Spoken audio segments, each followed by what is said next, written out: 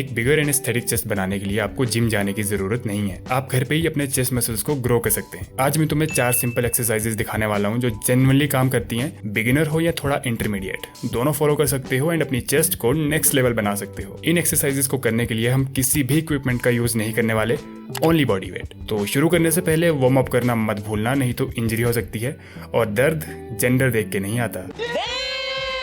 Warm up के लिए हम करेंगे आर्म सर्कल्स 1 मिनट तक और उसके बाद 8 नी पुशअप्स स्लो एंड कंट्रोल्ड। अब हम वर्कआउट स्टार्ट कर सकते हैं। सो फर्स्ट हम शुरू करेंगे स्टैंडर्ड पुशअप्स के साथ, क्योंकि आगे जितनी भी एक्सरसाइजेस हैं उन सब का बेस पुशअप्स ही है। अब देखो, पुशअप्स की जो फॉर्म है वो सही होनी चाहिए, नहीं तो एक मजदूर और आप में कोई फर्क नहीं रह जाएगा। सही से पुशअप्स करने के लिए आपको दोनों हाथ एंड पाँव जितनी आपकी शोल्डर्स की विड्थ है उतना ही दूर रखने हैं और दोनों हाथों को ज्यादा आगे या पीछे मत ले जाना। हल्का सा आपको नीचे आना है एंड जहाँ पे हाथ रखने से आपको मैक्सिमम प्रेशर चेस्ट पे फील हो, that is the perfect hand position for pushups. Pushups करते वक्त एक और चीज का ध्यान रखना, आपकी बॉडी हेड से लेके हील्स तक बिल्कुल स्ट्रेट लाइन में होनी चाहिए, जिसके लिए तुम कोर मसल्स यानी कि एब्स को टाइट कर देना, फिर थोड़ा ईजी रहेगा आपके लिए। जल्दी करने के चक्कर में अपनी फॉर्म की मदर सिस्टर मत करना। पुशअप्स के हम करेंगे 3 सेट्स 10 रेपिटेशंस के, और फास्ट करने को मत जाना, एकदम स्लो एंड कंट्रोल्ड।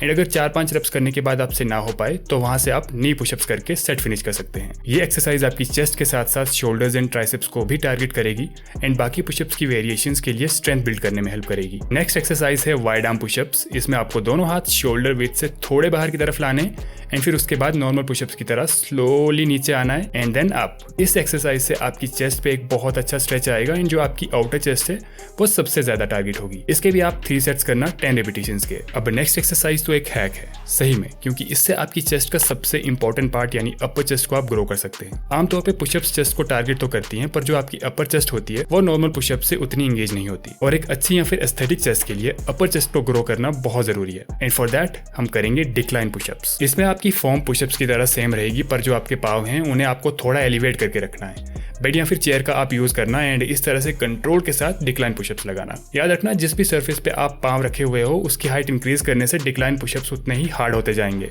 इसके हम करेंगे 3 सेट्स 8 रेपिटेशंस के। अब अगर दूसरे या तीसरे सेट में आपसे 8 रेप्स नहीं हो रहे हैं तो कोई बात नहीं, वहां से आप नॉर्मल पुशअप्स मार के सेट कंप्लीट कर सकते हैं। डिक्लाइन पुशअप्स एक हार्ड एक्सरसाइज है, तो अगर आपसे रेप्स कंप्लीट नहीं हो रहे हैं तो डीमोटिवेट मत हो जाना। एक अपने लिए रेप रेंज सेट करो एंड उसे ब्रेक करने की कोशिश करना हर वीक में। अब लास्ट में हम करेंगे डायमंड पुशअप्स, जो कि मेनली आपकी इनर चेस्ट टारगेट करेगी।